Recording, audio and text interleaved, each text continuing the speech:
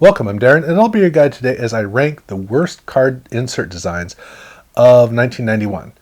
And this is across all sports, and I don't want to look into the card designs that are just the regular card designs for the set that are given different numbers. To me, that's just kind of lazy, and I want to look at just the cases where they took the time to design an insert card. Just those cards. And so there are a number of cases which might be good, might be bad, doesn't matter. This is just for the attempt. And 1991 it's almost kind of mean to do this because in 1992, that's when everybody had to really have this insert thing down because people had kind of figured out that this needed to happen and companies finally understood how to use insert cards. But 1991 was that transition year where everybody realized, okay, we got to do this. What do we do? So it's really a time of exploration when card companies are trying to just figure this out. And so a lot of these are just desperate attempts. That being said, some companies really had this down, and some companies really did not have this down. As you can tell, this is about the companies that really did not have this down. And interestingly, there are no basketball cards on this list. The basketball card market was not so much that it was more advanced than everybody else as much as there were only 3 companies. And all 3 of those brands were actually doing pretty well. So you didn't have a lot of hangers on, like, interestingly, Topps, that were still behind the 8 ball. So basketball was just a little bit more advanced in terms of the bottom level was at a higher level. So good for them. But all 3 other sports are included on here. Starting with what I've got as a tie for 5th. And in this case, I could go either way. At times I go one way, at times I go another. I'm going to hold on with the idea that the Pacific Picks the Pros cards is the better of these 2. So that would be like 6 or an honorable mention or something like that. But it's really close, so it's kind of in a tie. And the thing about Pacific Picks the Pros is that this is a card where they have a lot of really good things. And they have a lot of foil. Oh, they have a lot of foil. With Action Pact, when they used foil on their cards in 1990, they used a ton, but 1, they had some design elements in it which helped, but 2, by 1991, they'd moved on from that. But Pacific showed up and they just dumped a bunch of foil on the outside, and it was way too much. It really suffocated the card. So the reason I have it on this list is because it doesn't have, the foil is too dominant and it overpowers any design on the card. That being said, there is some good design on the card. Excellent pictures. And every time I look at this card, I want to like it. That's the thing. I look at it and I immediately get disappointed and I want to like it. And I'm trying to justify it being better because it has all the pieces to justify that. Now, if they had done essentially a take on what they'd done in the main card in the set, where they had a white border around the outside, and then instead of colored angles on the top and the bottom, if they had instead done that with gold foil, this could actually be a really cool card. That's not what they went with, and so unfortunately, that's just not a luxury that we have here with this card. I would, for me, basically every time I look at this card, I'm trying to figure out how to make it better. How should they have fixed it? And the one saving grace from this card is that this is 1991, so they'll fix it in the years down the road, right? Well, sadly, no. They'd used this for 3 years. So this is here at the 6th spot on the worst of list. Don't expect it to remain here this far away from the worst in the years to come. But regardless, here we are. So this is number 6, and only slightly worse, but pretty close, is the Topps 1,000-yard club cards. 1,000-yard club, in the 1980s, they had a fun array of designs until 1989, but 89 was kind of a falling off of the map of Topps, and little did we know it would get worse in 1990. But for the other ones, 86 through 88, those 1,000-yard club cards were really fun designs. None of them were perfect, but at least they were fun. Strangely, it was the 1990 card where they stripped it back and they did a super simplistic version of 1,000-yard club cards by basically just making a variation of the horrible main card design. I think that's the best of all the 1,000-yard club cards. Because it was simple, it was straightforward, and they made one small change that completely changed an otherwise abominable card design. So here in 1991, they had better card designs in the main set, and they tried to do a better job with the 1,000-Yard Club cards, but they lost the spirit that they'd had in the 1980s. And compared to 1990, where 1990 they had a stripped down approach where they just tried to do it in a very good way, here they just added a bunch of stuff, and that's where it fails. It's just a bunch of stuff, and the images are not usually well selected, which means they run together, which means this card's a big mess. If you walk up to a display case and you look, you're never going to notice this card, ever. It's not going to show up. It was a fun discovery when we were looking for it, but that's the thing, you got to look for it. The Pacific cards are going to stand out. Not too well, but at least you're going to notice them, and then you may get bored with them. With these cards, you're not going to notice them, and you can either get bored of them by not even trying, or you can be endlessly exploring, trying to figure out what's going on in this card. It's too much of a mess. This really is a better card design than Pacific. It's just that it's not well enough crafted overall when you add the picture in. So I got to put it here on this list, and I probably am a little bit heavy on this card because it is an otherwise good card design. But look, the whole point of a card is it's supposed to show off the image, and this does not do that. So yeah, so here it is. Now moving on to number 4, here we're moving over into baseball, and I'm going to Score with the Mickey Mantle set. Score was in an interesting situation where they had not really been doing insert cards. They'd done some blister pack cards, but other than that, they really didn't understand how to do a special insert card. They had pack fillers. That's all that they had done. And then they had special release cards, but special release cards are a little bit different than inserts.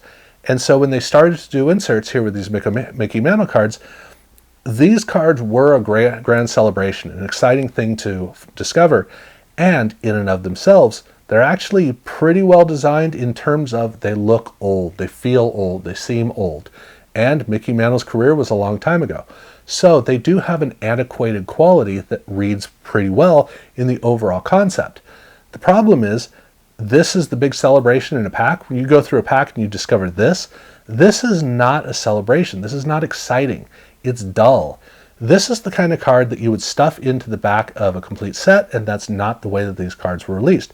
So I got to stick it here. I gotta stuff it in here and say, dude, you should have done better. You really needed to do better.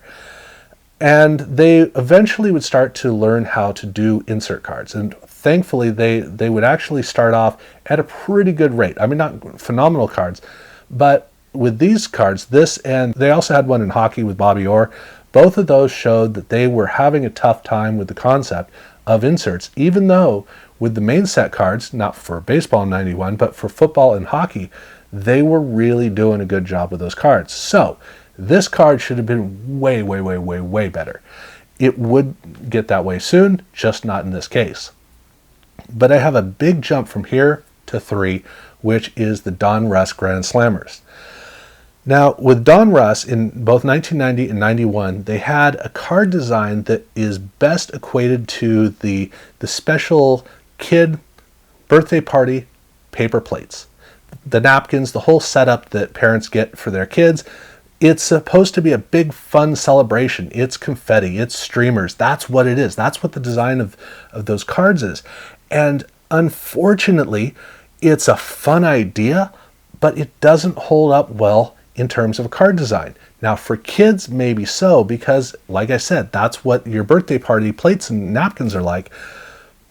But other than that, this is not the way to really present a card for somebody who down the road you want to have a lot of respect for. So while the cards are fun, they're not great at all. Interestingly, this card, the Grand Slammers, is the perfect design with that. Everything works together. I see this as the very best of all of the 1991 Don Russ cards in the set. The problem is, it's not in the set. It's an insert set. And that's where this really fails. Now, in 1990, Score Football, they had special cards for positions, running backs, wide receivers, and quarterbacks. They were gorgeous cards. They were really cool subset cards. This fits with that family. And if this had been done in the same way where it was in the Don Russ set, I'd say this was probably the best card in the entire Don Russ set. But when you're finding an insert, it's something different. It's a standalone set. It should be a standalone design. In fact, you shouldn't pull it out and go, what's this? Turn it over. Oh, the card number doesn't make sense. I guess it's an insert. That doesn't work. But that's what these cards are. These cards are basically part of the main set. Unlike the bonus cards, which are basically the cards from the main set, this is a standalone. This is distinctive. And yet it doesn't look any different. So, while I think that this is probably the single best overall card design of all 6 of these, it has the cardinal sin of still being like the main cards in the set. Make it different. Make it distinctive. Please do that. Which is a strange thing to say when I move on to number 2, where we move out of baseball and ironically into hockey. You might notice there was 2 football, then 2 baseball, then 2 hockey. Totally coincidental. But it is kind of reflective of the way that the card industry was in each of those 3, and really all 4 of the sports. In the case of hockey, this was the o-pee-chee cards. They started their insert set off with cards that are exactly like the main cards in the set. It's just that they were done a little bit differently in terms of these were players who weren't in the set. And that I like that idea. I think that's a cool idea. Not a great insert card, obviously, but overall, I like the idea they went with. But what's distinctive about this set is that then the rest of the insert set is these Russian players with these very, very, very, very, very Eastern Bloc card designs. And I love that. I absolutely love it. So the first part of the set, I don't mind that it's the same design as the main cards in the set, because the rest of the set has such a distinctive quality to it. These are cards that you are absolutely 100% going to discover in the case. They're going to stand out. They're going to be distinctive. They're going to pull your eye in. And what really makes these cards work so well is the fact that the design is exactly what the Eastern Bloc was like. For those of us who remember the Cold War, and yes, I know that that makes me sound super old. Trust me, the Cold War wasn't that long ago. It really wasn't that long ago. But regardless, for those of us who remember the Cold War, the Eastern Bloc had this mysterious quality where time had been forgotten. There was this iron curtain of sorts. And then on the other side was just this area that was frozen in the 1940s and 1950s. Think of North Korea today. Same thing. It was a weird space. And the thing is, you look at these cards and it's exactly this. These cards look exactly like what the Iron Curtain felt like. For those of us who were at all exposed to any shred of East Germany, Czechoslovakia, Poland, Hungary, any of those areas, this is what it was all like. And it's so cool to be able to see a little snippet, a little bit that's captured of that whole mystique. So I love that. At the end of the day, look, like I said, it was a backwards era. It was a frozen in time world where they did not have good design. So guess what? The card is not a good design. It's a fun design. It's amazing in design. It's not a good design. So there it is.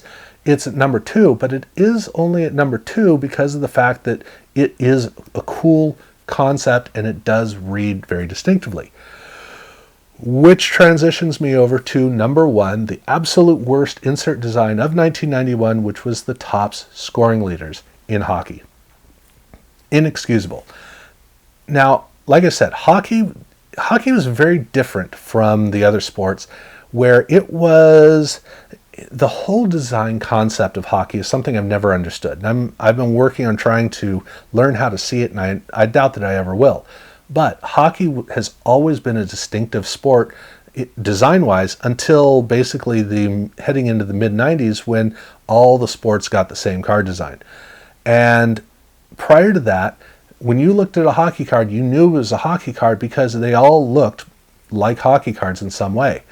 So when you were seeing lots of innovation and vibrance and dexterity in card designs in other sports, hockey stuck to doing hockey's thing. And the scoring leaders card is very much a part of that legacy.